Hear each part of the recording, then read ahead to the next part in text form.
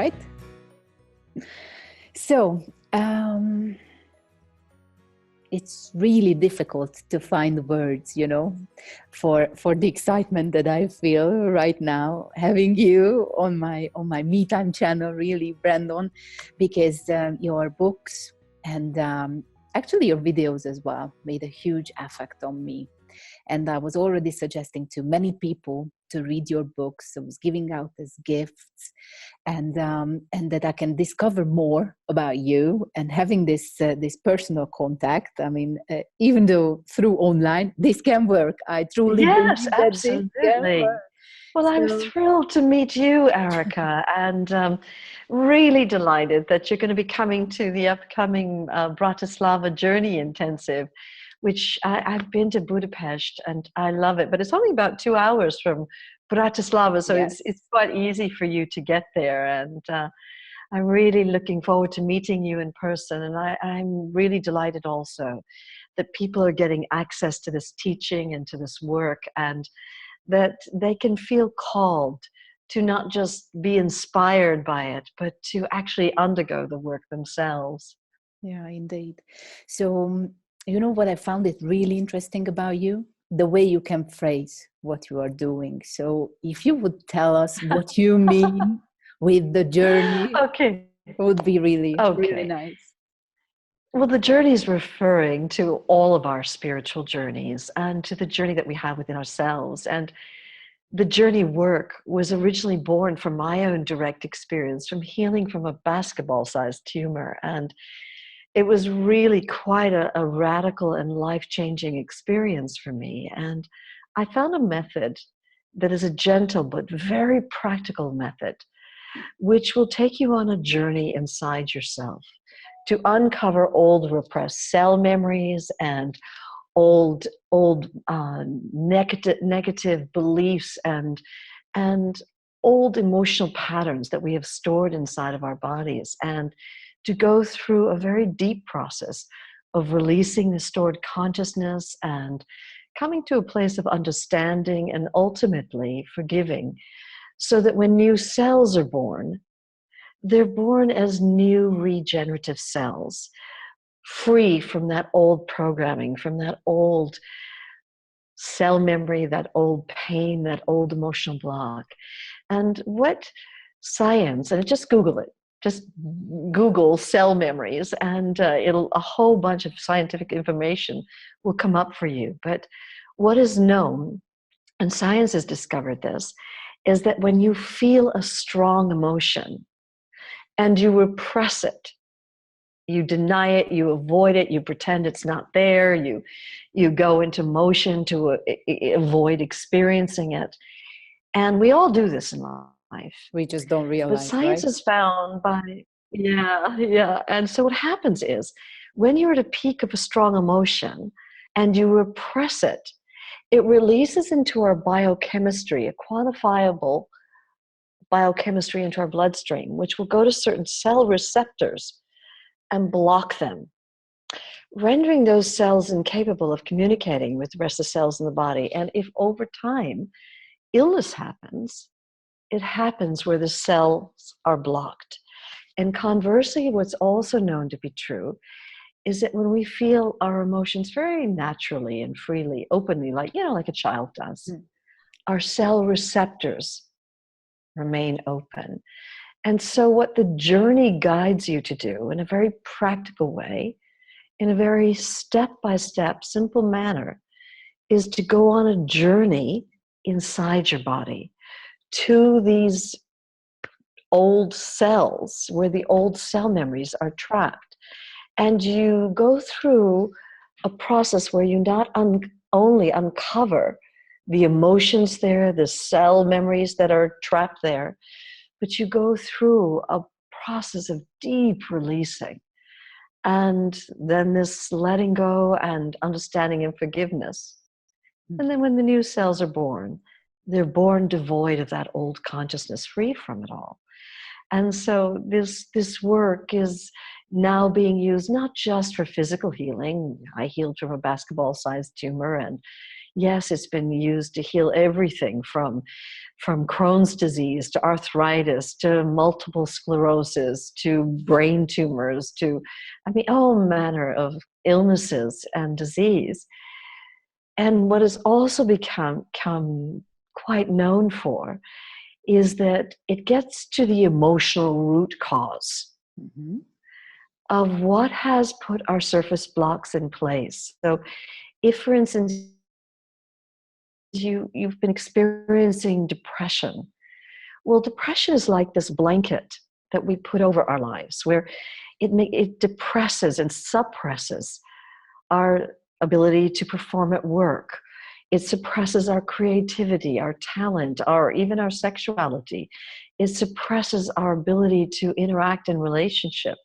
And it's like this blanket of numbness that comes over our life. And what the journey really allows you to do is it allows you to lift the blanket off and to go on a journey inside yourself to get to the emotional root cause. What has been driving you to put a blanket over your life? And when you get it at that deepest level and you clear it at that deepest level, then the blanket falls away naturally. And you end up feeling like you're more true to yourself, that you're more authentic in your life. It's almost like you've taken a lampshade off your light to allow this that is who you really are to shine. The love, the truth, the beauty, the freedom that is your own nature. It allows this that is your essence, your own soul, to live your life. And it's called the journey because there is more than one cell memory stored inside our bodies. And so it's an ongoing life's journey with yourself, where you clear whatever blocks you or whatever holds you back or stops you in life. And when you take that lampshade off, then this natural divine potential that is your own essence can live your life. And so in a nutshell, that's what the journey is about. It's about emotional freedom, spiritual freedom, and also physical freedom. You know, when you were saying that, just to lift the blanket up, even a nice light came on you, like a new sun. I don't know if there is the sun still up over there, but it was like enlightening you. Yeah, indeed. So, yeah. Do you think it's a lifelong journey? Or, you know, many people are looking for like instant solutions, like I'm going somewhere and I got healed with some miracle method, which I don't believe in that exists, by the way. But what is the journey when you really start practicing? Well, you know, I do believe that your journey is a lifelong journey. And have people healed in one process? Absolutely. I mean, I'm just going to be seeing my sister-in-law and for dinner tonight. And she was working with a woman who had a uterine tumor. And she was due to go in for an operation in 5 weeks' time. And so Debs was just working with her, and they went inside the body into the tumor itself. And when they went through this process of really uncovering the cell memories, the emotional corollary of what had co-created the tumor, they actually worked for 5 hours together, and she did everything that's available in the journey with her. And spontaneously the next day, this whole mess just came out of her, like a glop of about this size of the tumor came out. And 5 weeks later, when she went for her operation, of course, they did the ultrasound scan, and they could find no evidence of the tumor there. So yes, people do have spontaneous healing. I was just last week in Sydney, Australia. I just got here on Tuesday morning, so I've just come back from Australia. And there was a 75-year-old woman who had been diagnosed in her adult life adult onset diabetes. Now, her diabetes was so extreme that she had neuropathy in her legs and her feet, which means that she lost feeling in her legs and her feet. And, you know, she was walking with a stick, a cane, and really wobbly on her feet, and just having a lot of trouble walking while she was at the seminar. Now, in the 3-day immersion that we have in a Journey Intensive, you are in process every day, all day, for most of the day, doing various processes. And on the 3rd day, on the Sunday, she came on stage and she walked on stage without her cane. And she kind of walked, the 75-year-old woman walks on stage and she indicates her feet. And she said, look at this, I can feel my feet now. I can feel I have neuropathy, medically diagnosed neuropathy, and I can feel my feet. And she very sweetly sat next to me on the couch and she wiggled her feet in front of everybody, you know, showing her feet. Another woman who had anatomically diagnosed a frozen shoulder, and she had had so much done for her frozen shoulder at that same night, on the 3rd night of the Journey Intensive, having been immersed in this atmosphere of healing grace. She said that she had had acupuncture done, she had had chiropractic work done, she even had an operation done to her shoulder, and there was nothing more they could do for her. And she had frozen shoulder and always in pain 100% of the time. And after the 3rd day of being immersed in all this healing work, she showed us, she was moving her shoulder. I'm out of pain, she said. So yes, this does happen. And what I always say to people, I called it the journey, because it's not as if you do one process and you're fixed for life. Because your journey with your own soul is a lifelong journey. So as you say, yes, people do have spontaneous and instantaneous healing. Happens a lot around the journey. But my prayer when someone finishes doing a full, in-depth 3-day immersion, that they don't just have this massive clear out emotionally, physically, spiritually, and that's the end of it. My prayer is that, yes, they have this massive clear out where everyone feels so washed clean, and they get the true power of the work.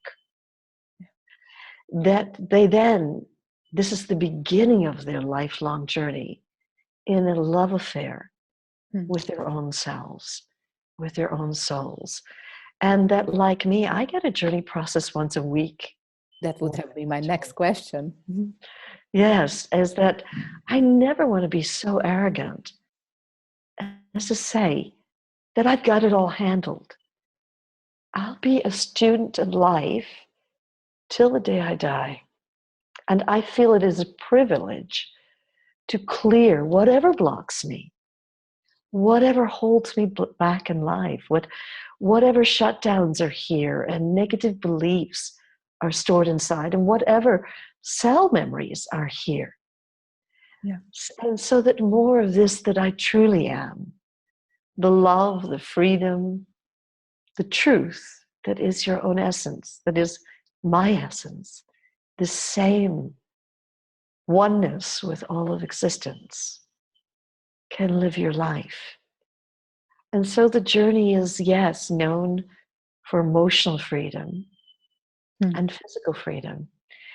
And it's also known as a direct method to realize your own infinite self, the enlightened awareness that we all came in as.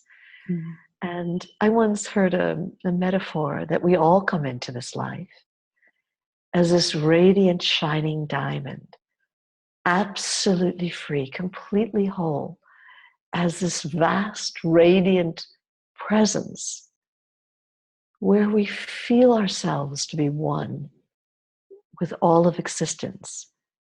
And indeed, science has discovered that when you are an infant, you feel yourself to be this pure awareness pervading everything, this love, this peace. And when mother's hand comes before your eyes, the infant feels mother's hand as part of itself.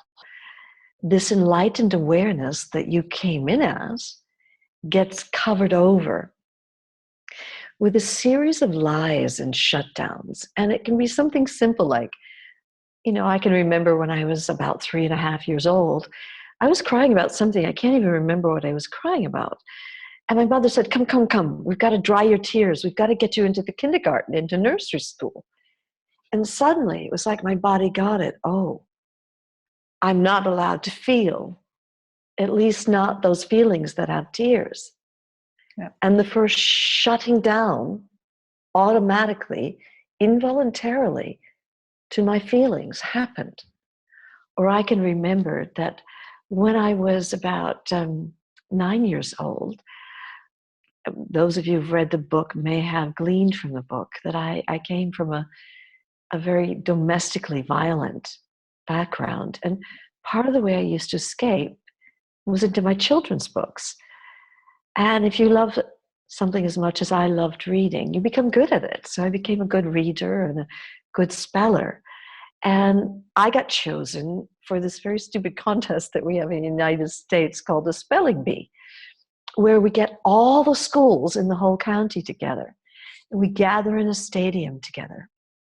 And thousands of mothers, fathers, students, and teachers are there.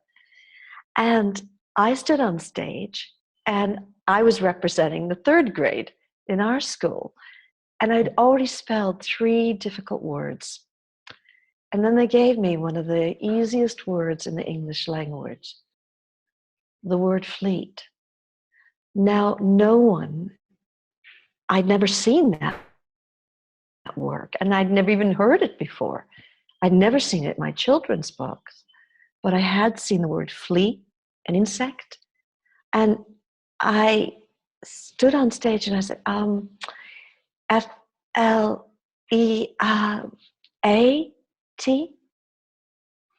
And the whole stadium was hushed. And then all at once, it erupted into laughter. Now, no one gave me a manual. How do you deal with that kind of mass humiliation in front of all your friends, your peers, your loved ones, your parents, your teachers? And I looked to my mom, and she was sitting in the 3rd row where all the mums of the students, the contestants, were there. And I looked to her for support. And she just looked at me as if I was the greatest disappointment in her life, and just shook her head like this and went,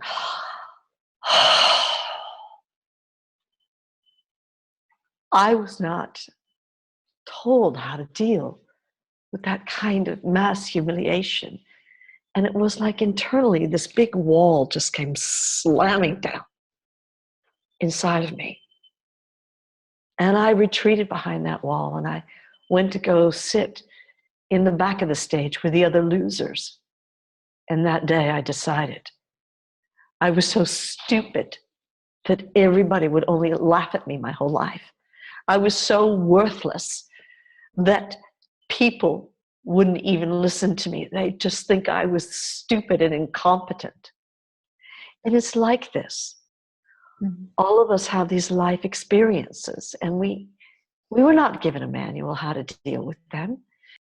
And it's like this, layer upon layer upon layer. And then when we get to be adults, we cover this whole mess over with this false, mask that we put onto the world, which says to the world, no, I've got it all handled. I'm an adult.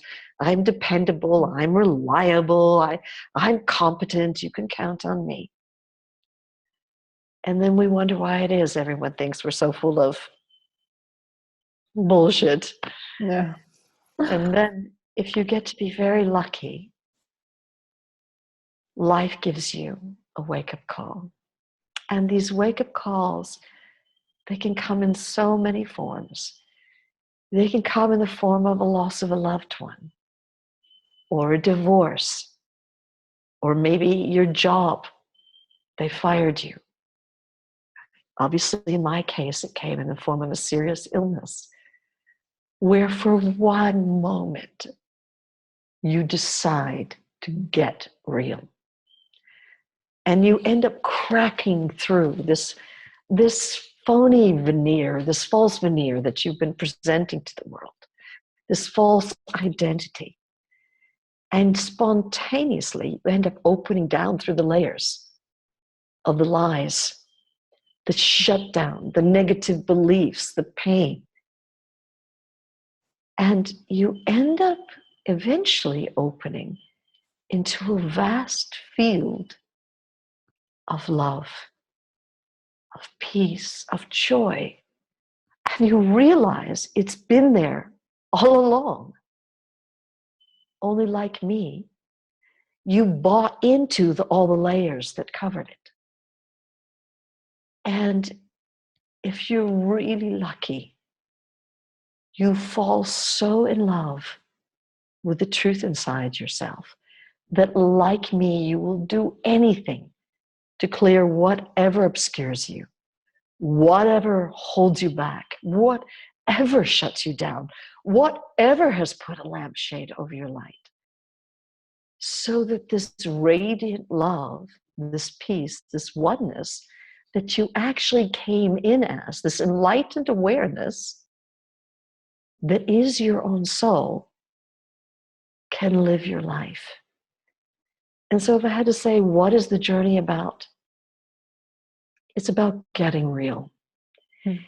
It's about cracking through this hardened veneer, this phony, false, I've got my act together veneer, this mask that we present to the world.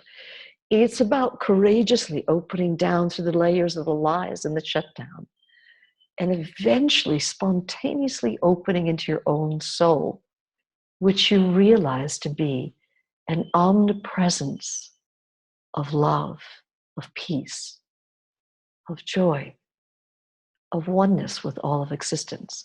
And it's at that deepest level of being that you go on a journey inside your body to certain cellular locations where you uncover these old cell memories that I was talking about earlier, these emotional blocks, these shutdowns, and you go through a radical process, a very deep process of not only uncovering it, but releasing the pain, the shame, the blame, the shutdown.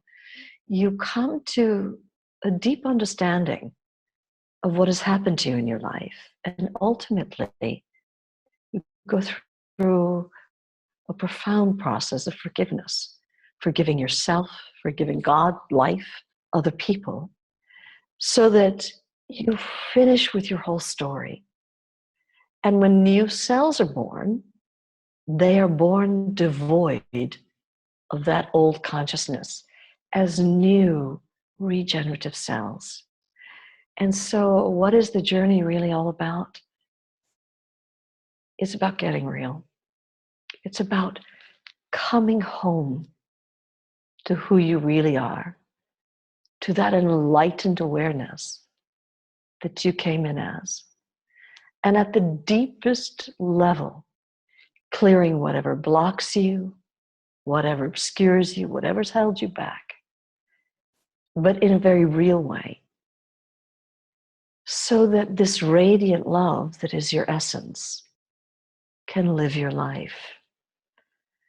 And that's why I call it a journey, because there's more than one issue stored in all of our bodies. And it is a journey to continue to open more deeply into the truth that's here and clear whatever blocks you in your life. You know what I like about it the most is that definitely you are doing it to yourself. So it's not questionable if other party or other teacher or someone else needs Yes. to do that for yourself, but you exactly see what's happening in you. So it's unquestionable afterwards. The effect, Absolutely. what you've seen, what you've felt, and everything, the whole process. So it's just wonderful, really. I really would Do you like know to what? get along with this. It's not about the guru outside. It's about the guru, finding the master inside yourself. Because I believe no one can tell you how to heal. That part of your healing journey is you finding your own truth, finding your own answers, clearing what you're here to clear, understanding what you're here to understand, learning what your soul's journey is, and ultimately forgiving what you're here to forgive. So that when these new cells are born, they're born devoid of that old consciousness. And so, yes, it's a journey you do with yourself. It's a journey that anyone of any age can undergo. And I worked with Ministry of Educations, where we work with children from the age of 5. You know, I've worked with government ministries, you know, and, you know, we're, you know, like the Ministry of Education in Israel, the head ministers decided they wanted to undergo the journey, and they went through a year-long training with the journey. And I love that they wanted to do that. They said, we don't want to give our teachers or our students this work unless we ourselves have experienced and realized the power and the efficacy of it. Yeah. And tell me, what is the tendency that you see in the world? Because, you know, what I see here in Hungary, that there are many, many people open-minded now. It's quite difficult to get them to do something before anything bad happens. You know, so prevention in terms of spending me time, like starting the journey, or you're walking, I would say, just the process, just get into something, you know. Yes, exactly. Until they don't have a trauma, either, as you said, a divorce, like it happened to me, for example, or pain somewhere, or illness, or depression, or something as a concrete, they don't start. So what is that You you know, see it's in a terms of shame that that's open-minded? true. And yet, I feel that a great number of people are feeling a global imperative.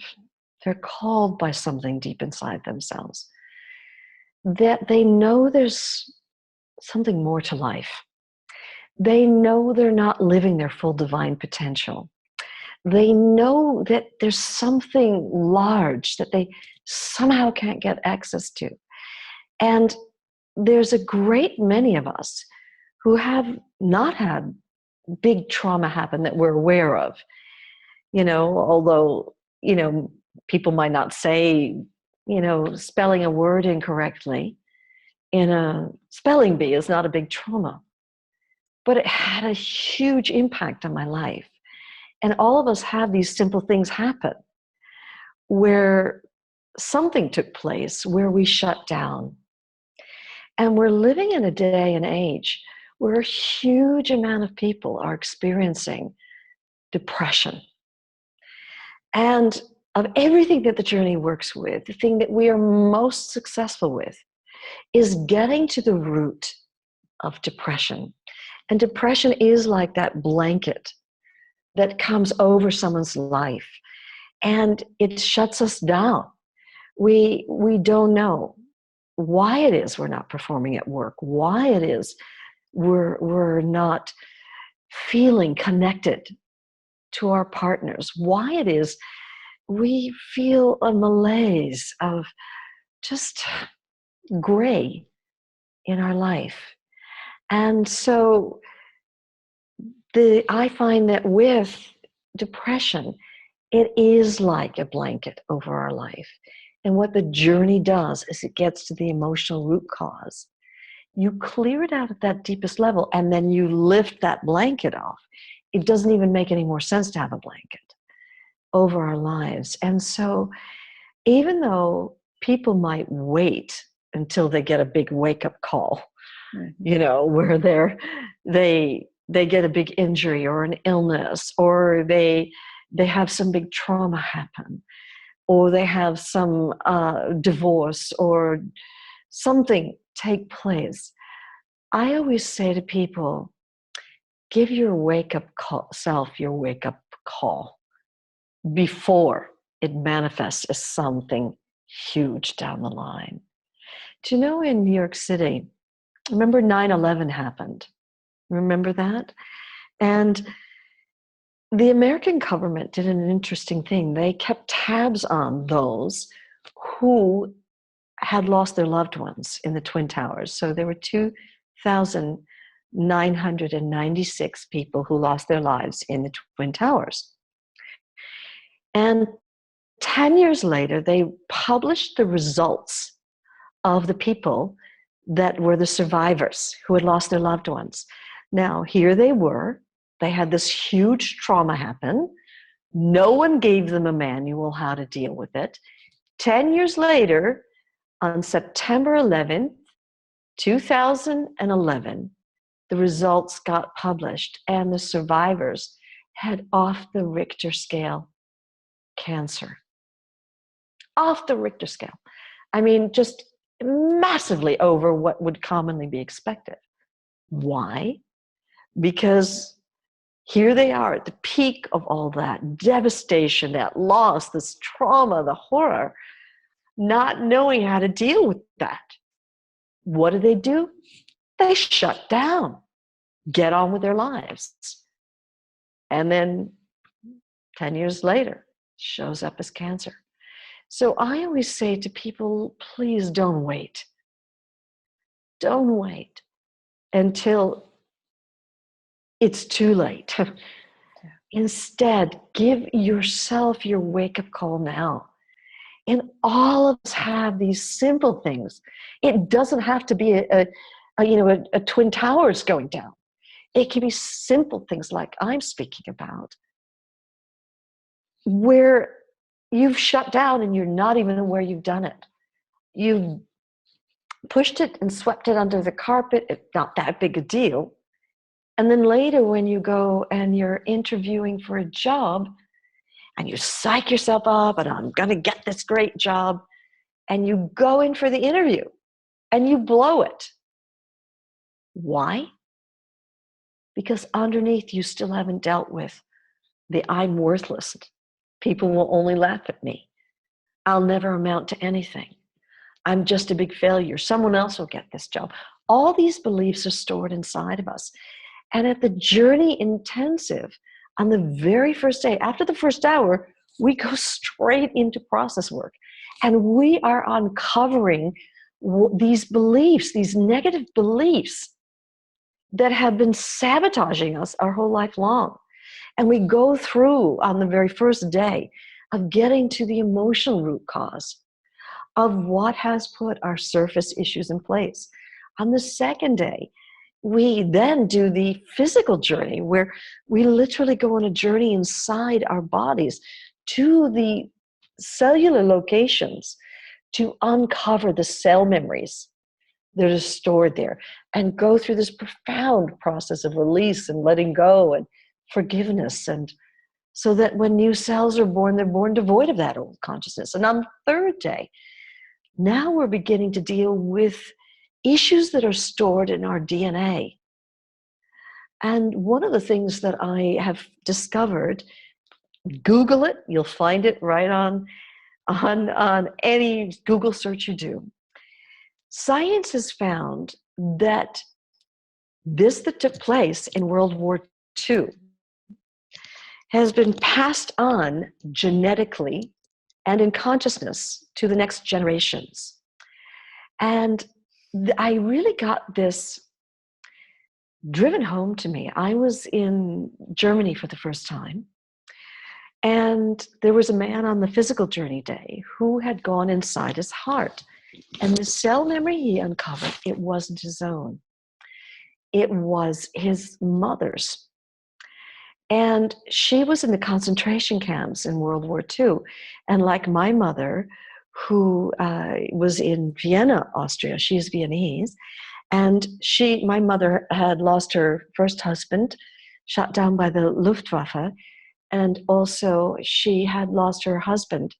Her father was put into a prison and shot through the head by the Nazis. And so she went what is called in German stumm.